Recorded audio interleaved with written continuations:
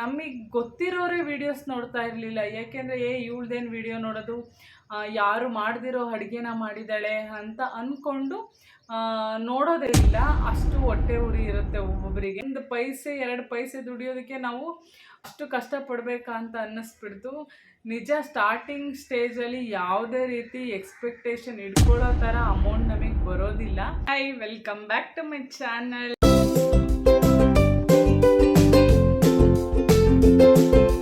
ಯಾರೆಲ್ಲ ನನ್ನ ಚಾನಲ್ನ ನೋಡ್ತಿದ್ರು ದಯವಿಟ್ಟು ನನ್ನ ಚಾನಲ್ನ ಸಬ್ಸ್ಕ್ರೈಬ್ ಮಾಡ್ಕೊಳ್ಳಿ, ಲೈಕ್ ಮಾಡಿ. ನನ್ನ ಚಾನಲ್ ಬಂದು ಕುಕ್ಕಿಂಗ್ ಚಾನಲ್ ಆಗಿರುತ್ತೆ, ನಂದಿನಿ ಮಂಜು ಕುಕ್ಕಿಂಗ್ ಆ್ಯಂಡ್ ವ್ಲಾಗ್. ನಾನು ಈ ವಿಡಿಯೋ ಏನಕ್ಕಪ್ಪ ಮಾಡ್ತಾ ಇದ್ದೀನಿ ಅಂದರೆ ಸ್ವಲ್ಪ ನಾನು ಯಾವ ಥರ ವೀಡಿಯೋಸ್ ಮಾಡ್ತಾ ಇದ್ದೀನಿ, ಹಾಗೆಯೇ ನನ್ನ ಕನ್ಸಿಸ್ಟೆನ್ಸಿ, ಹಾಗೆ ಜನಗಳು ಯಾವ ಥರ ನೋಡ್ತಾರೆ ಅನ್ನೋ ಮೆಂಟಾಲಿಟಿಲಿ ನಾನು ಈ ವಿಡಿಯೋ ಮಾಡ್ತಾ ಇದ್ದೀನಿ. ನಾನು 2025ರಲ್ಲಿ ಈ ವಿಡಿಯೋ ಸ್ಟಾರ್ಟ್ ಮಾಡಿದೆ, ಅಂದರೆ ಡಿಸೆಂಬರ್ ಎಂಡಲ್ಲಿ, ಇಯರ್ ಎಂಡಲ್ಲಿ ನಾನು ಯೂಟ್ಯೂಬನ್ನು ಸ್ಟಾರ್ಟ್ ಮಾಡಿದೆ. ಸ್ಟಾರ್ಟ್ ಮಾಡಿ ನಮ್ಮನೆಯವರು ಹೇಳ್ತಿದ್ರು, ನಿಮ್ಮ ಮನೇಲೇ ಕೂತಿರ್ತೀಯಲ್ಲ, ಯೂಟ್ಯೂಬಾರು ಸ್ಟಾರ್ಟ್ ಮಾಡು ಅಂತ. ಸರಿ, ಓಕೆ, ನಾನು ನೋಡೋಣ ಅಂತ ವೀಡಿಯೋಸ್ ಮಾಡ್ತಾಯಿದ್ದೆ. ಆ ವೀಡಿಯೋಸ್ ನಾನು ಯಾವಾಗ ಮಾಡೋಕ್ಕೆ ಸ್ಟಾರ್ಟ್ ಮಾಡಿದ್ರು, ಒಂದು ವೀಡಿಯೋ ಮಾಡೋದಕ್ಕೆ ಕನಿಷ್ಠ ಅಂದರೂ 3 ಗಂಟೆ ಕಾಲ ಬೇಕಾಗ್ತಿತ್ತು. ವೀಡಿಯೋಸ್ ಮಾಡಿ ಅದನ್ನು ಎಡಿಟ್ ಮಾಡಿ ನಾನು ಅಪ್ಲೋಡ್ ಮಾಡೋಕ್ಕೆ ಒಂದು ವೀಡಿಯೋಗೆ 5ರಿಂದ 6 ಗಂಟೆ ಕಾಲ ತಗೊಳ್ತಿತ್ತು. ಆ ಮಧ್ಯ ಮಕ್ಕಳು ಬರ್ತಿದ್ರು, ಊಟ ತಿಂಡಿ ಅದು ಅಂತ. ನಾನು 1 ಅವರ್ ಫ್ರೀ ಇದ್ದಾಗ ಎಡಿಟ್ ಮಾಡೋಕ್ಕೆ ಸ್ಟಾರ್ಟ್ ಮಾಡ್ತಿದ್ದೆ. ಮತ್ತೆ ಕೆಲಸ, ಮತ್ತೆ ಎಡಿಟ್, ಮತ್ತೆ ಕೆಲಸ, ಇದೇ ಥರ ಪ್ರತಿದಿನ ಆಗ್ತಿತ್ತು. ಅಪ್ಲೋಡ್ ಮಾಡೋಕ್ಕೆ ಟೈಮಿಂಗ್ಸ್ ಕೂಡ ಬೇಕು. ಅಂದರೆ ನಾವು ಯಾವ ಟೈಮಿಂಗ್ಸಲ್ಲೇ ಡೈಲಿ ಅಪ್ಲೋಡ್ ಮಾಡ್ತೀವೋ ಅದೇ ರೀತಿ ಡೈಲಿ ಅಪ್ಲೋಡ್ ಮಾಡಬೇಕು ಅಂತ ಇರುತ್ತೆ.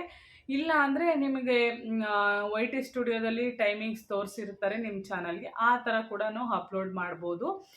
ನಂತರ ನಾನು ವಿಡಿಯೋ ಸ್ಟಾರ್ಟ್ ಮಾಡಿದಾಗ 1 ವ್ಯೂಸ್ ಬರ್ತಾ ಇರಲಿಲ್ಲ. ವ್ಯೂಸ್ ಬಂದರೆ ನನ್ನ ಹಸ್ಬೆಂಡ್ದು, ನಮ್ಮ ಸಿಸ್ಟರ್ಸ್ದು, ನಮ್ಮ ಫ್ಯಾಮಿಲೀಸ್ ಅಷ್ಟೇ. ಅಂದರೆ ಒಂದು ವಿಡಿಯೋಗೆ 5-6 ವ್ಯೂಸ್ ಬರ್ತಿದ್ದೆ ಹೆಚ್ಚು. ಆದರೂ ನಾನು ವೀಡಿಯೋಸ್ ಕಂಟಿನ್ಯೂ ಮಾಡಲೇಬೇಕು. 1 ಬರಲಿ 2 ವ್ಯೂಸ್ ಬರಲಿ, ಪೇಷನ್ಸಿಂದ ನಾನು ವಿಡಿಯೋ ಮಾಡಬೇಕು ಅಂತ ಅಂದ್ಕೊಂಡೆ. ಈ ವಿಡಿಯೋ ಸ್ಟಾರ್ಟ್ ಮಾಡಿದಾಗ ನಿಜ ಹೇಳಬೇಕು, ಪೇಷನ್ಸ್, ತಾಳ್ಮೆ ತುಂಬಾ ಮುಖ್ಯ.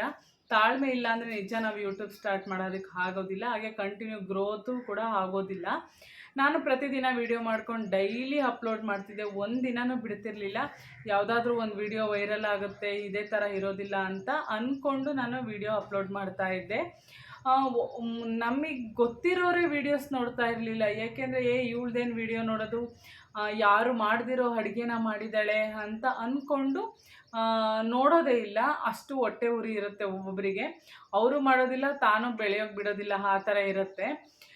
ಹಾಗೆ ನಾನು ಕನ್ಸಿಸ್ಟೆನ್ಸಿ ಡೈಲಿ ಮೇಂಟೈನ್ ಮಾಡ್ತಾ ಇದ್ದೆ. ನಂತರ ನನಗೆ ಒಂದು 2 ಮಂತ್ 3 ಮಂತ್ ಆದಮೇಲೆ ಒಂದು ವಿಡಿಯೋ ವೈರಲ್ ಆಯಿತು, ಬಿಸಿಬೇಳೆಬಾತು ವೈರಲ್ ಆಯಿತು. ಆವಾಗ ಅದರಲ್ಲಿ ನನಗೆ ಆಲ್ಮೋಸ್ಟ್ 3000 ವಾಚ್ ಅವರ್ಸು ಬಂತು, ಹಾಗೆಯೇ 500 ಆಫ್ ಮಾನಿಟೈಸೇಷನ್ ಆಗೋಯಿತು. ನಂತರ ನಾನು ಒಂದೊಂದು ವ್ಯೂಸ್ ವೈರಲ್ ಆಗುತ್ತೆ ಅನ್ನೋದು ನಿಜ ಅಂತ ನನಗೆ ಅವಾಗ ಮೆಂಟಲಿ ಅಂದ್ಕೊಂಡೆ. ಆಗ ಮತ್ತೆ ನಾನು ಪ್ರತಿದಿನ ಕನ್ಸಿಸ್ಟೆನ್ಸಿ ಬಿಡ್ದಲೇ ಪ್ರತಿದಿನ ನಾನು ಯಾವ ಟೈಮಿಂಗ್ಸಿಗೆ ವಿಡಿಯೋ ಅಪ್ಲೋಡ್ ಮಾಡ್ತಿದ್ದೆ ಅದೇ ಟೈಮಿಂಗ್ಸಿಗೆ ವೀಡಿಯೋಸು ಶಾರ್ಟು ಹಾಕ್ತಿದ್ದೆ. ಶಾರ್ಟ್ಸಲ್ಲಿ ನನಗೆ ಅಷ್ಟು ವ್ಯೂಸ್ ಬರಲಿಲ್ಲ. ಒಂದು 75,000, 1,000, 1 lakh ಆ ಥರ ಬಂತು. ಸರಿ, ಇದು ಸರಿ ಆಗಲ್ಲ, ನನಗೆ ಲಾಂಗ್ ವೀಡಿಯೋನೇ ಸೆಟ್ ಆಗುತ್ತೆ ಅಂದ್ಕೊಂಡು ನಾನು ಲಾಂಗ್ ವೀಡಿಯೋ ಕಂಟಿನ್ಯೂ ಮಾಡ್ತಾ ಹೋದೆ. ನಂತರ ಒಂದು 6 ಮಂತ್ ಆದಮೇಲೆ ನನಗೆ ಮಾನಿಟೈಸೇಷನ್ ಆಯಿತು. 4,000 ವಾಚ್ ಅವರ್ಸು, 1,000 ಸಬ್ಸ್ಕ್ರೈಬರ್ಸ್ ಆದರು. ನಂತರ ಗೂಗಲ್ ಆಡ್ಸೆನ್ಸ್ ಪಿನ್ ಕೂಡ ಬಂತು, ಸೆಟ್ ಮಾಡಿಕೊಂಡೆ.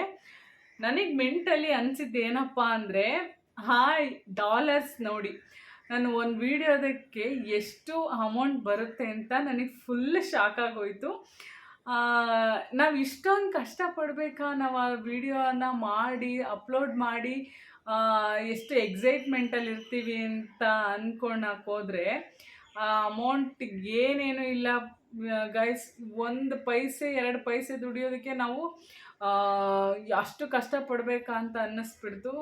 ನಿಜ ಸ್ಟಾರ್ಟಿಂಗ್ ಸ್ಟೇಜಲ್ಲಿ ಯಾವುದೇ ರೀತಿ ಎಕ್ಸ್ಪೆಕ್ಟೇಷನ್ ಇಟ್ಕೊಳ್ಳೋ ಥರ ಅಮೌಂಟ್ ನಮಗೆ ಬರೋದಿಲ್ಲ. ಬರಬೇಕು ಅಂದರೆ ನಾವು ಐಫೋನ್ ಹಿಡ್ಕೊಂಡಿರಬೇಕು, ಒಳ್ಳೆ ಕಿಚನ್ ಸೆಟ್ ಮಾಡ್ಕೊಂಡಿರಬೇಕು, ಇಲ್ಲ ಅಂದರೆ ಒಳ್ಳೆ ಕ್ಯಾಮ್ರಾ ಇರಬೇಕು. ಆ ಥರ ಇದ್ದರೆ ಸ್ವಲ್ಪ ವ್ಯೂಸ್ ಜಾಸ್ತಿ ಬರುತ್ತೇನೋ. ಬಟ್ ಸ್ಟಾರ್ಟಿಂಗ್ ಸ್ಟೇಜಲ್ಲಿ ಯಾವುದೇ ರೀತಿ ಏನು ಪರ್ಚೇಸ್ ಮಾಡೋದಕ್ಕೆ ಹೋಗಬೇಡಿ. ನಿಮ್ಮದು ಮಾನಿಟೈಸೇಷನ್ ಆಗಿದೆ ಅಂತ ಅಂದ್ಕೊಂಡಾಗ ನೀವು ಸ್ವಲ್ಪ ಸ್ವಲ್ಪನೇ ಅಮೌಂಟ್ ಇನ್ವೆಸ್ಟ್ ಮಾಡ್ತಾ ಹೋಗಿ. ಫಸ್ಟೇ ಇನ್ವೆಸ್ಟ್ ಮಾಡೋದಕ್ಕೆ ಹೋಗಬೇಡಿ. ನಾನು ಅಷ್ಟೇ 150 ರೂಪಾಯಿನ ಸ್ಟ್ಯಾಂಡಿಂದ ನಾನು ಆಫ್ ಮಾನಿಟೈಸೇಷನ್ ಮಾಡ್ಕೊಂಡಿದ್ದು. ನಂತರ 350, ಈಗ 850 ಆ ಥರ ನಾನು ವೀಡಿಯೋಸ್ ಸ್ಟ್ಯಾಂಡ್ ಎಲ್ಲ ತೊಗೊಂಡಿದ್ದು. ಒಂದು ಹಾಳಾದಮೇಲೆ ನಾನು ಇನ್ನೊಂದು ತೊಗೊಂಡಿದ್ದು. ಯಾವುದೇ ರೀತಿ ಎಕ್ಸ್ಟ್ರಾ ತೊಗೊಳ್ತಾ ಇಲ್ಲ. ನಂತರ ಫೋನು ಅಷ್ಟೇ, ನಾನು 4 ವರ್ಷದ ಹಿಂದಿನ ಫೋನಲ್ಲೇ ನಾನು ವೀಡಿಯೋ ಮಾಡ್ತಾ ಇರೋದು, ಹೊಸ ಫೋನ್ ತೊಗೊಂಡಿಲ್ಲ. ಮಾನಿಟೈಸೇಷನ್ ಆಗಲಿ ಅಂತಲೇ ನಾನು ಪರ್ಚೇಸ್ ಮಾಡಿರಲಿಲ್ಲ. ಇವಾಗ ಮಾನಿಟೈಸೇಷನ್ ಆಗಿದೆ, ದುಡ್ಡು ಕೂಡ ಬರ್ತಾ ಇದೆ ಅಂತ ಅಂದ್ಕೊಳ್ಳೋ ಅಷ್ಟರಲ್ಲಿ ನನಗೆ ಆ ಅಮೌಂಟ್ ನೋಡಿಬಿಟ್ಟೆ ಫುಲ್ ಶಾಕ್ ಆಯಿತು. ಇಷ್ಟೊಂದು ಕಮ್ಮಿ ಅಮೌಂಟ್ಗೆ ನಾವು ಇಷ್ಟೊಂದು ಕಷ್ಟಪಡಬೇಕಾ ಅಂತ ಅನ್ನಿಸ್ಬಿಡ್ತು. ಸರಿ, ಹೊಸ ಫೋನಿಂದ ವೀಡಿಯೋ ಕ್ಲಾರಿಟಿ ಚೆನ್ನಾಗಿದ್ದಾಗ ವ್ಯೂಸ್ ಬರ್ಬೋದೇನೋ ಅಂತ ಅಂದ್ಕೊಂಡಿದ್ದೆ. ಅಷ್ಟರಲ್ಲಿ ಯಾವ್ಯಾವುದು ಸಮಸ್ಯೆಗಳು ಬರುತ್ತೆ, ಫೋನ್ ಕೂಡ ತೊಗೊಳಕ್ಕಾಗೋದಿಲ್ಲ. ಸರಿ, ಇದರಲ್ಲೇ ಕಂಟಿನ್ಯೂ ಮಾಡೋಣ ಅಂತ ಕಂಟಿನ್ಯೂ ಮಾಡ್ತಾ ಇದ್ದೀನಿ. ನಾನು ನಿಮಗೆ ಹೇಳೋದಿಷ್ಟೇ, ನೀವು ಯೂಟ್ಯೂಬ್ ಏನಾದರೂ ಸ್ಟಾರ್ಟ್ ಮಾಡಬೇಕು ಅಂದರೆ, ಇವಾಗ ಬೇರೆ 2027ಗೆ ಹೊಸ ರೂಲ್ಸ್ಗಳು ಬೇರೆ ಬಂದಿದೆ. 1000 ಸಬ್ಸ್ಕ್ರೈಬರ್ಸ್ ಆಗಬೇಕಂತೆ, 8000 ವಾಚ್ ಅವರ್ಸ್ ಅಂತೆ. ಶಾರ್ಟ್ಸಲ್ಲಿ ಬಂದು 20 ಮಿಲಿಯನ್ ಪರ್ 90 ಡೇಸಲ್ಲಿ ಆಗಬೇಕಂತೆ. ಬೇಗನೆ ಯೂಟ್ಯೂಬ್ ಸ್ಟಾರ್ಟ್ ಮಾಡೋರು ಇವಾಗಲೇ ಸ್ಟಾರ್ಟ್ ಮಾಡಿಕೊಂಡು ಒಂದು 6 ಮಂತಲ್ಲೇ 3-4 ಮಂತ್ ಇದೆ ಇನ್ನು, ಅಷ್ಟರಲ್ಲೇ ಮಾನಿಟೈಸೇಷನ್ ಮಾಡ್ಕೊಂಬಿಡಿ. ಇಲ್ಲ ಅಂದರೆ ಅಷ್ಟೊಂದು ಕಾನ್ಫಿಡೆಂಟ್ ಇಲ್ಲ ಅಂದವರು 2027ಅಲ್ಲಿ ಸ್ವಲ್ಪ ಕಷ್ಟ ಆಗ್ಬೋದು, ಸ್ಟಾರ್ಟಿಂಗ್ ಸ್ಟೇಜ್ ಅವರಿಗೆ. ನನಗೆ ಅಷ್ಟೊಂದು ಕಷ್ಟ ಅಂತ ಅನ್ನಿಸ್ಲಿಲ್ಲ. ಯಾವ್ದಾದ್ರು ಒಂದು ವಿಡಿಯೋ ವೈರಲ್ ಆಗೇ ಆಗುತ್ತೆ, ಟೆನ್ಷನ್ನೇ ಇಟ್ಕೋಬೇಡಿ. ನನಗೂ ಆ ಥರನೇ ಫೀಲ್ ಆಯಿತು. ಇದೊಂದು ವಿಡಿಯೋದಲ್ಲೇ ನನಗೆ ಮಾನಿಟೈಸೇಷನ್ನೇ ಆಗೋಯ್ತಲ್ಲ ಅಂತ ಅಂದ್ಕೊಂಡು ಫೀಲ್ ಆದೆ. ಏನು ಭಾರಿ ಕಷ್ಟ ಏನಿಲ್ಲ ಅಂತ. 6 ಮಂತಲ್ಲ ಆಗೋಗ್ಬಿಡ್ತಲ್ಲ, ಇನ್ನೂ 6 ಮಂತ್ ಇದೆ ನನಗೆ 1 ಇಯರ್ ಆಗೋದಕ್ಕೆ, ಮಾಡ್ಬೋದು, ತೊಂದರೆ ಇಲ್ಲ ಅಂತ ಅನ್ನಿಸ್ತು. ನಿಮಗೂ ಅಷ್ಟೇ ಮಾಡ್ಬೋದು, ಏನೂ ತೊಂದರೆ ಇಲ್ಲ. ಸ್ವಲ್ಪ ಕ್ಲಾರಿಟಿ ಫೋನ್ ಇದ್ದರೆ, ಸ್ವಲ್ಪ ಒಂದು ಕಮ್ಮಿ ಇನ್ವೆಸ್ಟ್ ಮಾಡ್ಕೊಂಡು ಒಂದು 300 ಒಳಗಡೆನೆ ಒಂದು ಸ್ಟ್ಯಾಂಡ್ ತೊಗೊಂಬಿಡಿ. ಇವಾಗೇನು ಚೆನ್ನಾಗಿರೋದೆ 300 ಒಳಗಡೆನೆ ಬಂದುಬಿಡುತ್ತೆ. ನಂತರ ಕನ್ಸಿಸ್ಟೆನ್ಸಿ ಮೇಂಟೈನ್ ಮಾಡಬೇಕು. ಪ್ರತಿದಿನ ವೀಡಿಯೋಸ್ ಅಪ್ಲೋಡ್ ಮಾಡಿ. ನಿಮಗೆ ಆಗಲಿಲ್ವಾ, ದಿನ ಬಿಟ್ಟು ದಿನ ಅಪ್ಲೋಡ್ ಮಾಡಿ. ಹಾಗೆಯೇ ಜಾಸ್ತಿ ಮ್ಯೂಸಿಕ್ಕು ಕೊಡೋದಕ್ಕೆ ಹೋಗಬೇಡಿ, ಜಾಸ್ತಿ ವ್ಯೂಸು ಬರೋದಿಲ್ಲ. ವಾಯ್ಸ್, ನಿಮ್ಮ ಓನ್ ವಾಯ್ಸ್ ಕೊಟ್ಟು ಅಪ್ಲೋಡ್ ಮಾಡಿಬಿಡಿ. ಅವಾಗ ಅದೇ ಕಾಪಿರೈಟ್ ಬರೋದಿಲ್ಲ, ಕಾಪಿರೈಟ್ ಸ್ಟ್ರೈಕು ಕೂಡ ಬರೋದಿಲ್ಲ. ಈಸಿಯಾಗಿ ನೋ ಇಶ್ಯೂಸ್ ಅಂತ ಬಂದುಬಿಡುತ್ತೆ. ಆವಾಗ ವ್ಯೂಸ್ ನಿಮಗೆ ಡೈಲಿ ಸ್ವಲ್ಪ ಇನ್ಕ್ರೀಸ್ ಆಗ್ತಾ ಹೋಗ್ತಾರೆ. ಹಾಗೆಯೇ ಬೇರೆಯವರು ಹಂಗೆ ಅನ್ಕೊತಾರೆ, ಹಿಂಗೆ ಅನ್ಕೊತಾರೆ ಅಂತ ನೀವು ಯಾವುದೇ ರೀತಿ ಫೀಲ್ ಆಗೋದಕ್ಕೆ ಹೋಗಬೇಡಿ. ಯಾರು ಅಂದ್ಕೊಂಡ್ರು ಅವರೇ ನಿಮಗೆ ಕೊಡೋದಕ್ಕೆ ಬರೋದಿಲ್ಲ. ನಮ್ಮ ಫ್ಯಾಮಿಲಿ, ನಮ್ಮ ಹಸ್ಬೆಂಡು, ನಮ್ಮ ಫ್ಯಾಮಿಲಿಯವ್ರು ಸಪೋರ್ಟ್ ಮಾಡ್ತಿದ್ದಾರೆ ಅಂದರೆ ಅಷ್ಟೇ ಸಾಕು. ನಿಮಗೆ ಬೇರೆಯವ್ರ ಅವಶ್ಯಕತೆಯೇ ಇಲ್ಲ. ಮೇಯ್ನಾಗಿ ನಿಮ್ಮ ಹಸ್ಬೆಂಡು ಅಥವಾ ನಿಮ್ಮ ಫ್ಯಾಮಿಲಿಯವರು ಒಪ್ಪಿಗೆ ಕೊಟ್ಟರೆ ಯೂಟ್ಯೂಬ್ನ ಸ್ಟಾರ್ಟ್ ಮಾಡಿ. ಇಲ್ಲಾಂದರೆ ಮುಂದೆ ಸುಮ್ಮನೆ ಸಮಸ್ಯೆ ಆಗಿಬಿಡುತ್ತೆ. ನನಗೆ ಪರ್ಸ್ನಲಿ ನನ್ನ ಹಸ್ಬೆಂಡು, ನನ್ನ ಫ್ಯಾಮಿಲಿ ತುಂಬಾ ಸಪೋರ್ಟ್ ಮಾಡ್ತಾರೆ. ತುಂಬಾ ಖುಷಿ ಇದೆ ನನಗೆ. ಹಾಗೆಯೇ ಈ ವಿಡಿಯೋದಿಂದ ನಿಮಗೇನಾದರೂ ಹೆಲ್ಪ್ಫುಲ್ ಅಂದರೆ ಈ ವಿಡಿಯೋ ಹೇಗೆ ನಾವು ಸ್ಟಾರ್ಟ್ ಮಾಡಬೇಕು, ಹಾಗೆಯೇ ಯಾವ ರೀತಿ ಕನ್ಸಿಸ್ಟೆನ್ಸಿ ಮೇಂಟೈನ್ ಮಾಡಬೇಕು ಅಂತ ನಿಮಗೇನಾದರೂ ಹೆಲ್ಪ್ಫುಲ್ ಆಗಿದರೆ ದಯವಿಟ್ಟು ನನ್ನ ಚಾನಲ್ನ ಸಬ್ಸ್ಕ್ರೈಬ್ ಮಾಡ್ಕೊಳ್ಳಿ, ಲೈಕ್ ಮಾಡಿ, ಶೇರ್ ಮಾಡಿ, ಕಮೆಂಟ್ ಮಾಡಿ. Thank you. ಬಾಯ್.